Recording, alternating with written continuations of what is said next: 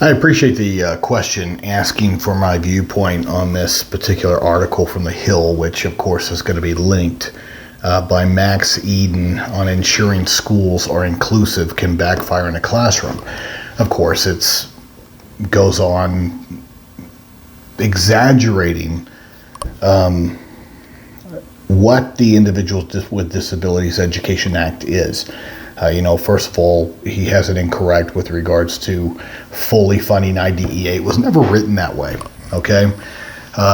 There's a lot of things in Congress with regards to contributory spending or sharing with regards to this responsibility, but it was never envisioned to be fully funded by the federal government. In part because it's a civil rights law, okay? And there's a reason why the IDEA had to come into being, people. It says so in the beginning of the IDEA. If you read the very beginning of it, the mission statement, why it came to be was because of historical abuses of the special needs and disability populations. Now, what was society's grand answer to dealing with disabilities and special needs, 50 years ago, 60 years ago, 100 years ago? We built big institutions and asylums in the woods, so Max Eden wouldn't be upset and irritated by special needs and disabled children. And especially those that he deems emotionally and behaviorally disturbed. I mean, the very end of it, where they interview these idiot teachers that don't understand their history, and they're educators. They don't understand their history. Well, what do they think, that emotionally and behaviorally disturbed kids didn't exist? That somehow we just created them over the last 20 years in a vacuum? That's absolutely false. No, what happened was that society interned them. All right? Just like we did to the Japanese during World War II, except society didn't really know where they were because, they were back in the woods in big, huge asylums that now have all been shut down and are now episodes of ghost hunters and the dead files. Why? Because there happens to be activity going on in those places because of the horrible things that happen there. All right? So the IDEA, in part, was created to correct those evils and correct those wrongs and to find a way to educate, serve, therapeutically help all of our kids. Okay? Now, this is a complex situation because I do not disagree that there are some violent kids out there that have some definite needs that supersede the ability of a public school to handle. But to sit there and say that the least restrictive environment mandate forces these schools and, using Nicholas Cruz as a poor example of how he stayed at his middle school for 5 months longer than he was supposed to because it took him that long to fill out the paperwork to have him moved. Well, that's just ignorance of the process because that's just not true. And that's the irritation with all of this is that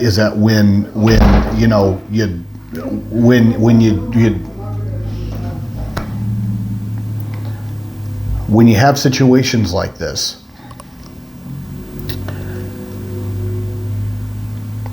then, the majority of the people reading this article are going to be parents that have neurotypical children or have children with IEPs and 504s that quite frankly don't have behavioral or emotional issues. And there's plenty of special education parents that side with those that want the kids with the behavioral and emotional issues gone. Now, this is what I don't like about Max Eden. Come to the table with a freaking solution. You want to sit there and write an incited article to sit there and stir up the mob and try to make substantive changes to the law so that we can take 15 steps backwards with regards to civil rights protections. Come to me with a solution. I'll listen to it. I'll hear you. But if you're going to sit there and not come to the table with solutions and just want things changed, where do you propose we put these children? My daughter, years ago, would have been one of them. But through therapy, through staff training, through a good program that my school system, a few school systems and multiple staff were very capable of helping my daughter eliminate, extinguish her maladaptive behaviors, but she wasn't in general education. Now, did she hit staff on occasion? Did she throw stuff? Did she pinch? Did she bite? Yeah, she did. She did. Because she had a limited ability to communicate, and that was communication for her. But that's where the training came in and helped move her to that point, to where she just doesn't do that anymore. She's 16 now. But left without that intervention and left without the love and support and the training from her staff, the public educators, who knows where my daughter would be? In a feral condition. Maybe. But when I sit in these meetings and I hear the staff complain about kids that spit, that bite, that kick, that throw stuff. Look, I'm with you. Nobody wants to be subjected to that. And I'm not requiring that happened. Okay? I'm not one of those attorneys that push for kids to stay in these environments. But at the same time, if you have failed to exhaust the supports, the training, and those things that can make that environment safe, then you're not going to get any pity from me. But to sit there and make these claims, these false claims, mind you, that these children stay in these environments and they're forced to have them in there, that's just absolutely false. False. It is very easy to have a child that impedes the learning of others removed from a setting like that. But the reason I come in and I'm able to keep children in that environment for a time period is because the school system freaking failed in their responsibility to show that they exhausted all mechanisms, reasonable mechanisms, not irrational and not outrageous mechanisms, but reasonable. Did they do a good functional behavior assessment? Did they have a competent and ethical behavior analyst involved? Did the staff follow the behavior plan? And if they didn't, and if that had never happened, and they allowed this stuff to spiral out of control, then whose fault is it? Always keep that in mind. This kind of stuff, these solutions are easy to overcome and they're easy to address, but it does take a team effort and having us all work together instead of this negative nonsense. Okay? So please keep that in mind. The other thing that you need to also consider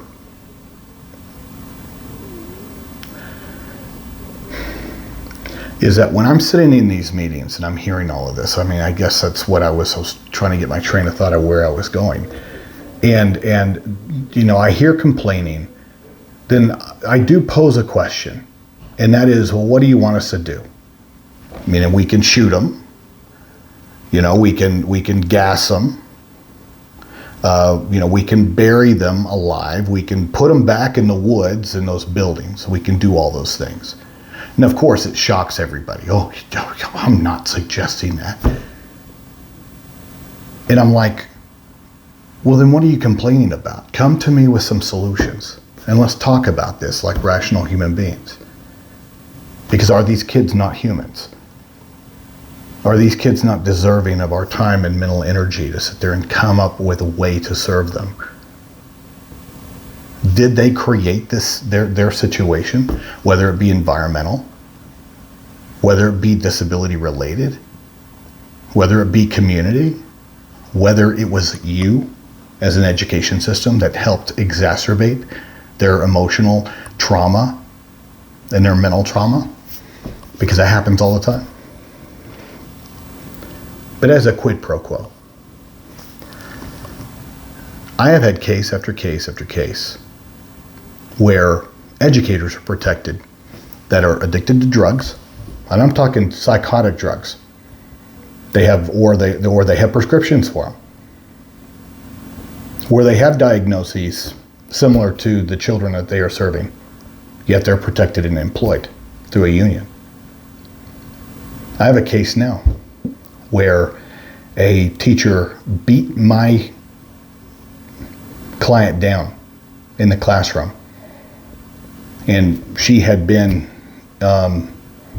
institutionalized for a few weeks because she has a mental health diagnosis, and then got released and then went back into the classroom.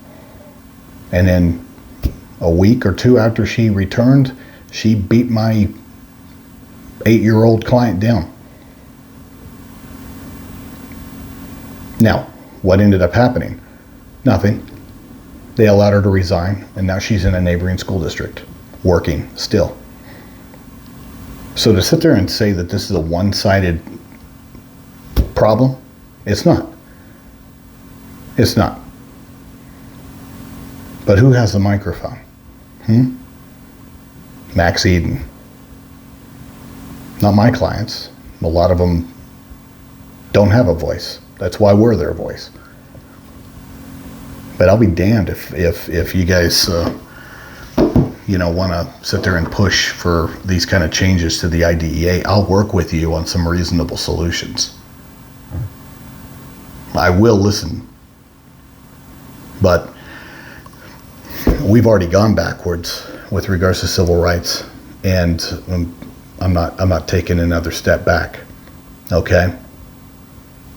And we need to think of a solution instead of the lazy excuses or the lazy solutions of just pretending these kids don't exist, which is what Max does at the end.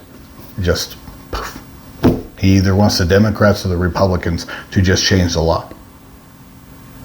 And I guess abracadabra, they don't exist anymore. No.